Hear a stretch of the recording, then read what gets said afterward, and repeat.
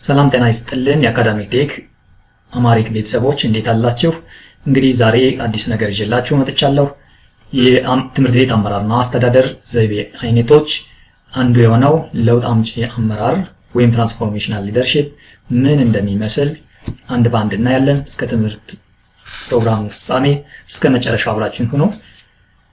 ለቻናሉ አዲስ ከሆናችሁ ላይክ፣ ሰብስክራይብ ማድረጋችሁን አትርሱ። ቀጥታ ወደ ትምህርቱ እንለፍ። ስለዚህ የመጀመሪያው የሚሆነው የለውጥ አምጪ አመራር ወይም ትራንስፎርሜሽናል ሊደርሺፕ ይሆናል ማለት ነው። ስለዚህ የለውጥ አምጪ አመራር ማለት ምን ማለት ነው የሚለውን ስናይ ይህ አመራር ትኩረቱ መምህራንን እና ተማሪዎችን በማነቃቃት ራዕይን በማጋራት ላይ የተመሰረተ ነው ማለት ነው። የለውጥ አምጪ አመራር የምንለው መምህራን እና ተማሪዎችን በማነቃቃት ራዕይን በጋራ ላይ በማጋራት ላይ ነው የተመሰረተ ነው ማለት ነው። ስለዚህ ለመምህራን ምንድነው የሚያደርገው? አንድ የትምህርት ቤቱን ራዕይ ይቀርጻል። የትምህርት ቤቱን ራዕይ ከቀረጸ በኋላ ተማሪዎችና መምህራን በማነቃቃት መምህራን በጥሩ ሁኔታ እንዲያስተምሩ፣ ተማሪዎች ደግሞ በመነቃቃት ህሊናቸውን ክፍት አድርገው ትምህርታቸውን እንዲከታተሉ ራዕዩን የሚያጋራ የለውጥ አምጪ አመራር ተብሎ ይጠራል ማለት ነው። ሌላው ለውጥ አምጪ አመራር ባህሪው ምን ይመስላል? ለውጥ አምጪ አመራር ወይም የትምህርት ቤት አስተዳደር ብለን የምንጠራው መሪው ለውጥ ይፈልጋል። እንግዲህ የትምህርት ቤቱ አስተዳደር ለውጥ ይፈልጋል። አዳዲስ አሰራሮችን ያስተዋውቃል። መምህራን ከሚችሉት በላይ እንዲሰሩ ያበረታታል። ይሄ የአንድ የለውጥ አምጪ አመራር ወይም የትምህርት ቤት አስተዳደር ሊሆን ይችላል ዋና መለያ ባህሪው ነው። ምንድነው የሚፈልገው? መሪው ለውጥ ይፈልጋል። የተሻለ ለውጥ ይፈልጋል። አዳዲስ አሰራሮችን ያስተዋውቃል። ከአሁን በፊት ሲጠቀምባቸው ከነበሩት በተለዩ መልኩ ስልትና ዘዴዎችን ይጠቀማል ማለት ነው። መምህራን ከሚችሉት በላይ አቅም በላይ የሆነ ስራ እንዲሰሩ በማበረታታት ስራ ውስጥ እንዲገቡ ያደርጋል ማለት ነው። ሌላው የለውጥ አምጪ አመራር ጥቅሙ ምንድን ነው የሚለውን ስናይ በትምህርት ቤት ውስጥ ከፍተኛ መነሳሳትና የጋራ ራዕይን ይፈጥራል። እንግዲህ በአንድ ትምህርት ቤት ውስጥ የለውጥ አምጪ አመራር የአስተዳደር ዘይቤው በአንድ ትምህርት ቤት ውስጥ ከፍተኛ የሆነ መነሳሳት፣ መምህራንም ለማስተማር ከፍተኛ የሆነ መነሳሳት እንዲኖራቸው ያደርጋል። ተማሪ ደግሞ ለመማር ከፍተኛ የሆነ የመነሳሳት ወይም የመነቃቃት ባህሪ እንዲኖር የሚያደርግ ነው። እንዲሁም የጋራ ራዕይን ይፈጥራል። ተማሪዎች በራሳቸው እቅድ በዚህ ሰብጀክት በሚያስተምረኝ መምህር ይሄን ያህል ሰብጀክት ይሄን ያህል ውጤት ማምጣት እችላለሁ ብለው የራሳቸው የሆነ ራዕይ ነገ ተምሬ እዚህ ላይ መድረስ አለብኝ የሚለውን ራዕይ እንዲሰንቁ ያደርጋል። መምህራንም እነዚህን ተማሪዎች አስተምሬ እዚህ ላይ ማድረስ መቻል አለብኝ የሚለው ላይ የጋራ የሆነ ራዕይ ይቀርጻሉ ማለት ነው። ሌላው የለውጥ አምጪ አመራር ኦር ትራንስፎርሜሽናል ሊደርሺፕ ለምንጠራው በትምህርት ቤት አስተዳደር ውስጥ እጅግ ውጤታማና ዘመናዊ የሚባል የአመራር ዘይቤ ነው። በትምህርት ቤት አስተዳደር ውስጥ እጅግ ውጤታማና ዘመናዊ የሚባል አመራር ዘይቤ ነው። ምክንያቱም አዳዲስ ስልቶችን እና የአስተዳደር ስልቶችን በመቀየስ ወይም ራዕይን በመቅረጽ ለትምህርት ቤቱ ወላጅ፣ መምህራንና ተማሪዎች በጋራ የሚያጋራ ነው ማለት ነው። በዚህ መልኩ እጅግ ዘመናዊ እና ውጤታማ የሚባል የአመራር ዘይቤ ነው ማለት ነው። ስለዚህ ይህ የለውጥ አምጪ አመራር ትኩረቱ የዕለት ተዕለት ተግባራትን ከማከናወን ባለፈ የትምህርት ቤቱን ባህል መለወጥና የሰዎችን፣ የመምህራንን፣ የተማሪዎችና የሰራተኞችን አቅም ማሳደግ ላይ የተመሰረተ ነው። ስለዚህ ይህ የለውጥ አምጪ አመራር እያንዳንዱ አብዛኛውን ጊዜ ትኩረቱ የሚያደርገው ዛሬ ምን ተሰራ፣ ዛሬ ምን ጠንካራ ጎኖች ነበሩ፣ ምን ደካማ ጎኖች ነበሩ የሚለውን አንድ በአንድ በየቀኑ የሚለውጥ እንዲሁም ትምህርት ቤቱ ምን ይመስላል፣ ትምህርት ቤቱ ላይ ምን እየተደረገ ነው፣ ትምህርት ቤቱ ዛሬን ለሌሎች ምን ነገር ሊያስተምር ይችላል፣ በምን መልኩ አርአያ ሊሆን ይችላል የሚለውን እና የሰዎችን እንዲሁም የመምህራንና የተማሪዎችን የሰራተኞችን አቅም ማሳደግ ነው። በዚህ መልኩ ተማሪዎችና መምህራን እንዲሁም አካባቢው ማህበረሰብ መቅረጽ ነው የሚፈልገው ማለት ነው የዚህ የለውጥ አምጪ አመራር። ሌላው የለውጥ አምጪ መሪ ወይም መለያ የሆኑ አራት ዋና ዋና ምሰሶች the four I's የሚላቸው የሚከተሉት ናቸው። ለምሳሌ የመጀመሪያው አርአያ መሆን ነው። እንግዲህ አርአያ መሆን ወይም በእንግሊዘኛው አይዲያላይዝድ ኢንፍሉዌንስ። ሁለተኛው ደግሞ አነቃቂ መነሳሳትን መፍጠር ኢንስፓሬሽናል ሞቲቬሽን። ሶስተኛው አእምሯዊ መነቃቃትን መፍጠር ኢንቴሌክቹዋል ስቲሙሌሽን የምንለው ነው። አራተኛ የግል ትኩረትን መስጠት ኦር ኢንዲቪጁዋላይዝድ ኮንሲደሬሽን። እነዚህ የአንድ የለውጥ አምጪ አመራር ኦር ትራንስፎርሜሽናል ሊደርሺፕ ዋና ዋና ምሰሶዎች ወይንም the 4 አይስ ብለን የምንጠራቸው። አይስ ያልንበት ምክንያት አይዲያላይዝድ ኢንፍሉዌንስ፣ ኢንስፓሬሽናል ሞቲቬሽን፣ በአይን የጀመሩት ኢንተሌክቹዋል ስቲሙሌሽን፣ ኢንዲቪጁዋል ኮንሲደሬሽን የሚሉት ሁሎችንም በአይ የሚጀምሩ ፊደሎች ስለሆኑ the 4 አይስ ይላቸዋል ማለት ነው። ስለዚህ እያንዳንዳቸው ምን ማለት ነው? አርአያ ሆነ ማለት በአንድ ትምህርት ቤት አንድ የትምህርት ቤት አስተዳደር እንዴት ነው አርአያ ሊሆን የሚችለው የሚለውንም አንድ ባንድ እናያለን ማለት ነው። እንዴት ነው አርአያ ሆኖ ሌሎችን ሰርቶ ማሰራት የሚችለውን የሚለውን እናያለን ማለት ነው። ስለዚህ አርአያ መሆን ወይም አይዲያላይዝድ ኢንፍሉዌንስ ብለን የምንጠራው መሪው ለተከታዮቹ እንደ አርአያ ወይም እንደ ሞዴል ሆኖ ያገለግላል። መሪው ወይም ትምህርት ቤቱ አስተዳደር እንደ አርአያ ወይም እንደ ሞዴል ሆኖ ያገለግላል። ዋናው ተግባሩ የዚህ በአርአያ መሆኑ የሚተገብረው ምንድነው? መሪው በንግግር ብቻ ሳይሆን በተግባር የታመነ ግልጽ እና ጠንካራ ስነ ምግባር ያለው መሆን አለበት። እንግዲህ አንድ የትምህርት ቤት አስተዳደር አርአያ መሆን የሚችለው ምን ሲተገብር ነው የሚለውን ስናይ የሚተገብራቸው መጀመሪያ ታማኝ መሆን ነው። ግልጽነት፣ ሌሎችን ስሩ ከማለት ራሱ ሰርቶ የሚያሳይ ጠንካራ የሆነ ስነ ምግባር ያለው ጥሩ የሆነ ስነ ምግባር ያለው ከሆነ ይሄ አንድ የትምህርት ቤት አስተዳደር ለሌሎች አርአያ ወይም ለትምህርት ቤቱ ስቴክሆልደሮች አርአያ መሆን ይችላል ማለት ነው። ሌላው በትምህርት ቤት ውስጥ እንግዲህ ስናየው ይሄ አርአያ መሆን ከሚለው አንጻር ስናየው ለምሳሌ ርዕሰ መምህሩ ቀድሞ ትምህርት ቤት በመገኘት ቀድሞ ትምህርት ቤት ላይ ሰዓቱን ጠብቆ ፓንክቹዋል መሆን አለበት። ጊዜውን በአግባቡ የሚጠቀም መምህራንን በማክበር እንዲሁም ለስራው ትጋት በማሳየት ሌሎች ምሳሌ ይሆናል። ስለዚህ በዚህ መልኩ አንድ ርዕሰ መምህር ወይም የትምህርት ቤት አስተዳደር ፓርቲሲፔት ካደረገ ይሄ የትምህርት ቤት አስተዳደር ለሌሎች አርአያ ወይም ሞዴል ሆኗል ብለን እንጠራዋለን ማለት ነው።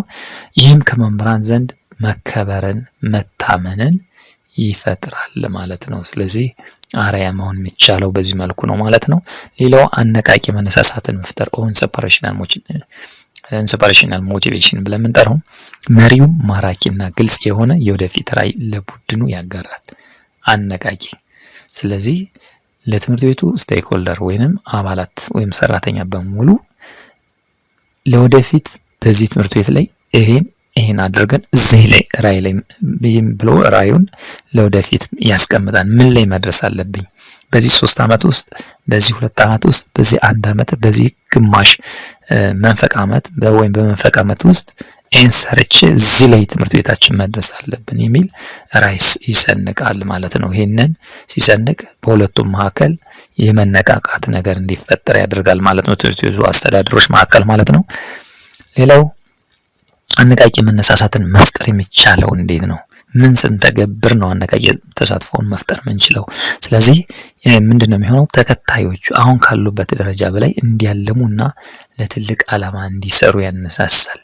ስለዚህ በምን መልኩ ነው የሚተገበረው የሚለውን ስናይ እንግዲህ ይህን ያደረጉ የወደፊት ራዕይ መቀረጹ አንደኛ ተከታዮቹ ያ ማለት ትምህርት ቤቱ አባላት ወይም ሰራተኞች በሙሉ አሁን ካሉበት ደረጃ በላይ እንዲያለሙ ነገ የተሻለ ደረጃ አለሙ መድረስ እንዲችሉ ያበረታታል ወይም ያነሳሳል ማለት ነው። በትምህርት ቤትስ ይሄ እንዴት ነው አነቃቂ መነሳሳት መፍጠር የሚቻለው?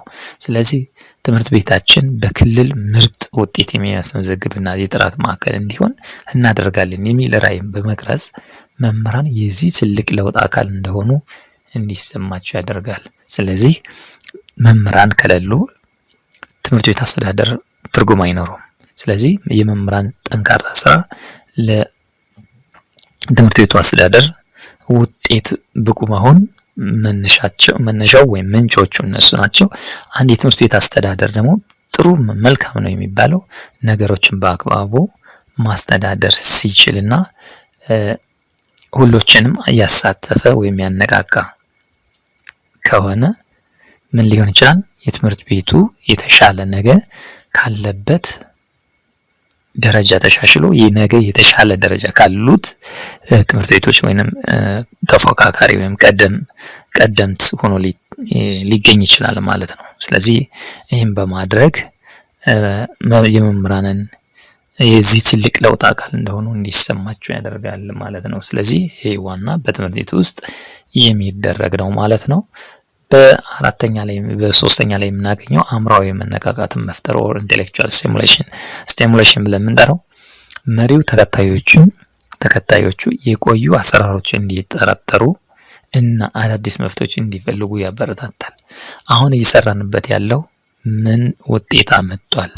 ምንስ ድክመት አለው? ይህን ድክመት ክፍተቱን በመሙላት ሌላ በዚህ ሊተካ ይህንን ለዚህ ችግር ወይም ለዚህ ክፍተታችን መፍትሄ አካል መሆን የሚችለው ምን ብናደርግ ነው የሚል አዳዲስ መፍትሄዎችን እንዲፈልጉ የሚያበረታታ አእምሯዊ መነቃቃት መፍጠር ብለን እንጠራዋለን።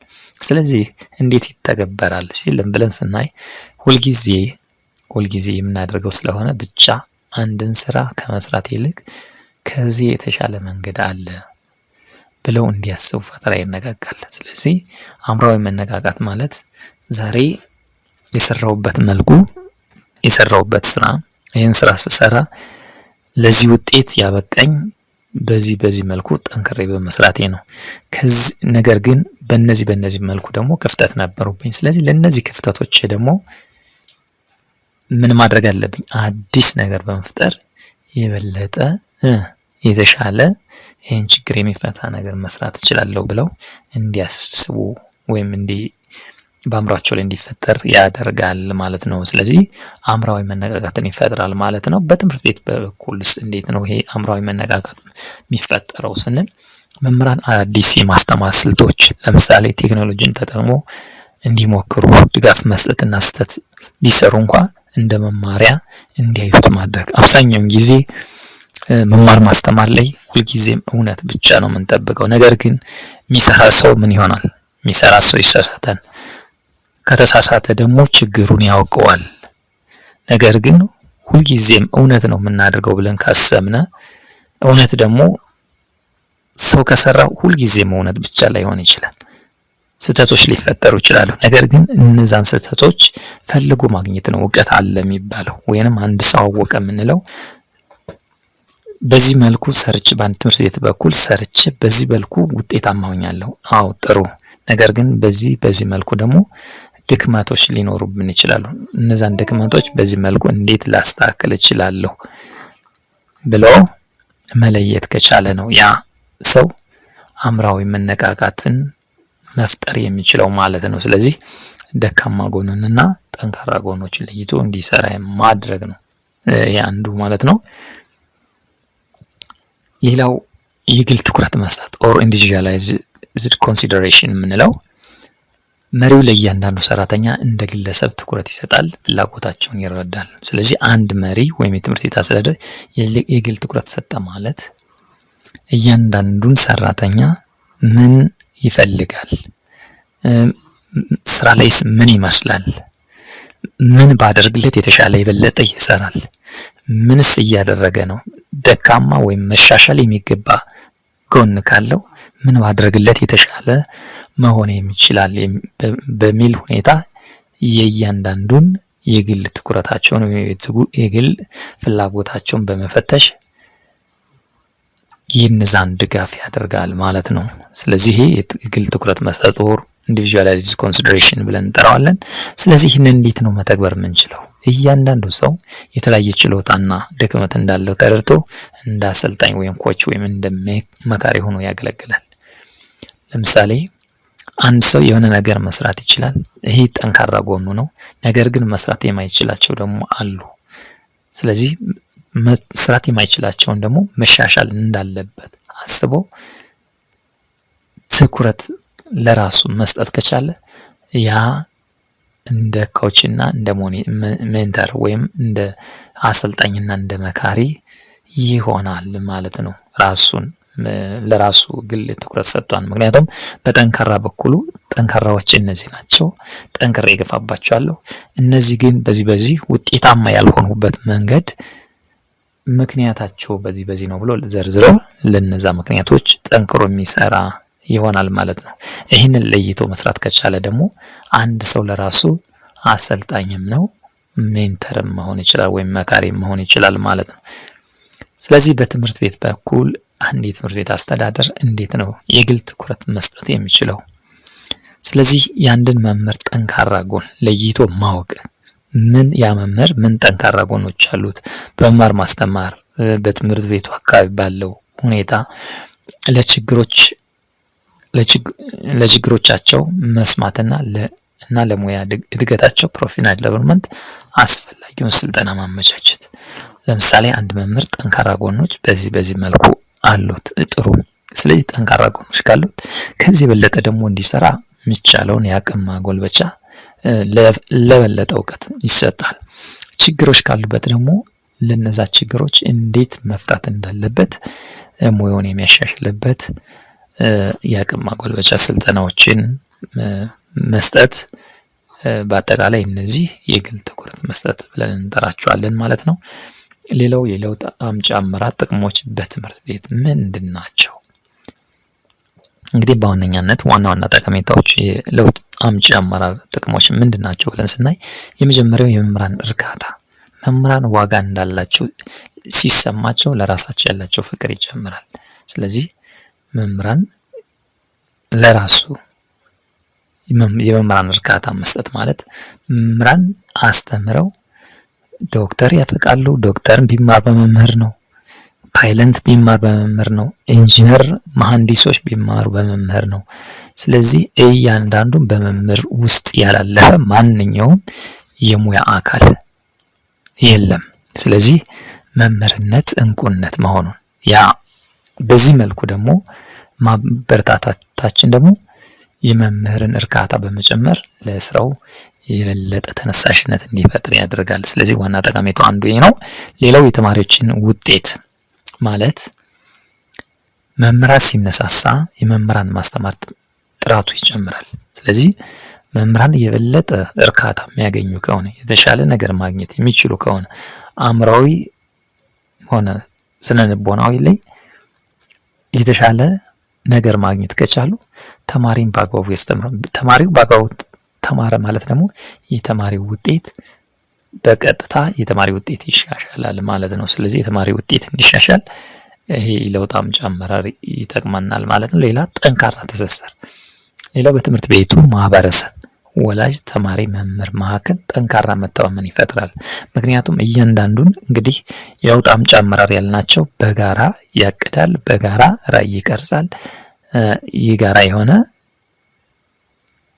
ምንድን እንዲሆን ያደርጋል? የጋራ የሆኑ ስምምነቶች ወይም ትስስር እንዲፈጥሩ ያደርጋል ማለት ነው። ስለዚህ ያ መፍጠሩ ደግሞ ጠንካራ ትስስር እንዲፈጠር በጋራ የተሰራ ነገር በጋራ ለሚከሰቱ ችግሮች ወይንም በአንድ ሰውና በሁለት ሰው በአንድ ሰው ላይ ያሉ ብዙ ስህተቶች ሊገኙ ይችላሉ።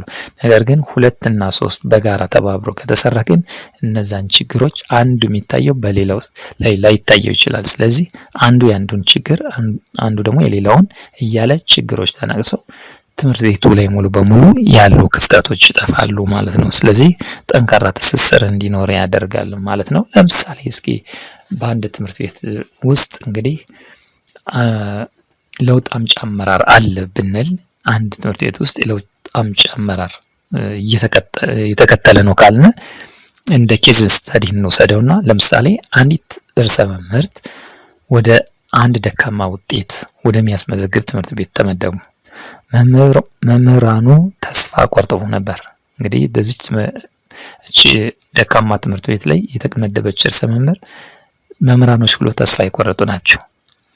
ይህች ርዕሰ መምህርት ግን የትምህርት ቤታችን በክልሉ ሞዴል እናደርጋለን የሚል ራዕይ አጋሩ። ለማን? ለማህበረሰብ ወላጅ፣ ለተማሪና ለመምህራን አጋሩ። ስለዚህ መምህራን በስልጠናም አነቃቁ። መምህራን ደግሞ በአእምሯቸው ላይ የነበረባቸውን ድክመት በማስወገድ በስልጠና አነቃቃች። አዳዲስ የቴክኖሎጂ አጠቃቀሞችን አስተዋወቀች። የመምህራኑ የስራ ተነሳሽነትን ሙሉ በሙሉ ቀየሩት ማለት ነው። ስለዚህ ኬዝ ስተዲ ብለን የምንጠራው በአንድ ትምህርት ቤት ላይ ሊገኝ የሚችል እንደዚህ አይነት ድክመቶች ካሉ በዚህ መልኩ ችግሮችን መፍታት እንችላለን ማለት ነው። ሌላው ማጠቃለያ የለውጥ አምጪ አመራር ላይ ምን ይመስላል? ጠቅለል ባለ መልኩ ለውጥ አምጪ አመራር ምን ማለት ነው የሚለውን ስናይ እንግዲህ የለውጥ አምጪ መሪ አድርጉ ከሚል የለውጥ አምጪ መሪ አድርጉ ከሚል ትዕዛዝ ይልቅ እናድርግ በሚል ስሜት የሚመራ ነው። ይሄ ዋና ቃሉ እንግዲህ እናድርግ እንጂ አድርጉ ብቻ አይልም ማለት ነው። ስለዚህ በጋራ እናድርግ እንስራ የሚል ነው ማለት ነው። ሌላው ስልጣኑን የሚጠቀመው ሰዎችን ለመጫን ሳይሆን ሰዎችን ለለውጥ ለማዘጋጀትና ለማብቃት ነው። ስለዚህ ያን የትምህርት ቤት አስተዳደር ስልጣኑን የሚጠቀመው ወይንም እዛ ውስጥ የሚጠቀመው እንዴት አድርገን ሰርተን ትምህርት ቤቱን መለወጥ መቀየር እንችላለን እንጂ ሰዎችን ስልጣኑን በመጠቀም ለመጉዳት አይደለም ማለት ነው። ስለዚህ እስካሁን ያየናቸው የለውጥ አምጪ አመራር አንዱ የትምህርት ቤት አስተዳደር እና አመራር ዘይቤ ነው ማለት ነው። ስለዚህ ጥሩ ነገር እንዳገኛችሁ ተስፋ አደርጋለሁ። ስለዚህ ከዚህ በመነሳት እስኪ አንዲት ጥያቄ በሀሳብ መስጫ ሳጥኗ ላይ ጽፉልኛላችሁ። በአስተያየት መስጫ ሳጥኑ ላይ እናንተ እስኪ እንደ ትምህርት ቤት ርዕሰ መምህር ወይም አመራር ልትሆኑ ይችላላችሁ፣ አመራርና አስተዳደር እችንን ጥያቄ ሰርታችሁ እስኪ ለኔም ሀሳብ አስተያየታችሁን ገንቢ የሆነ ሀሳብ እንደምትሰጡኝ ተስፋ አደርጋለሁ። ስለዚህ ምንድነው የሚለው ጥያቄያችን ይህ አመራር ማለት ማን ነው? የለውጥ አምጪ አመራር በትምህርት ቤቶ ውስጥ እንዳይተገበር ምን አይነት እንቅፋቶች ሊያጋጥሙ ይችላሉ ብለው ያስባሉ? አሁን ቅድም ካየናቸው አንጻር የለውጥ አምጪ አመራር ማለት ነው የለውጥ አምጪ አመራሮች መገለጫዎች፣ ባህሪው፣ አተገባበሩ ሁሉ አይተናል። ይህንን ካየነ የለውጥ አምጪ አመራር በአንድ ትምህርት ቤት ውስጥ እንዳይተገበር ምን አይነት እንቅፋት ሊያጋጥም ይችላል ብለው ያስባሉ? እስቲ እንደ ትምህርት ቤታችሁ በዚህ አይነት እስካሁን በተወያየንባቸው መልኩ እንዳንተገበር የሚዳርጉን ምንድን ነገር ሊኖር ይችላል? እስኪ ከእናንተ በኮመንት መስጫ ሳጥን ላይ መልሶቻችሁን ጻፉልኝ። ውድ የቻናሌ ቤተሰቦች በዚህ ትምህርት ላይ ጥሩ ነገር እንዳገኛችሁበት ተስፋ አድርጋለሁ። ስለዚህ ይህም ቪዲዮ ሌሎችም እንዲደርስ ሼር ማድረጋችሁን አትርሱ። በቀጣይ በሌላ ቪዲዮ እስክንገናኝ ሰላም በያላችሁበት።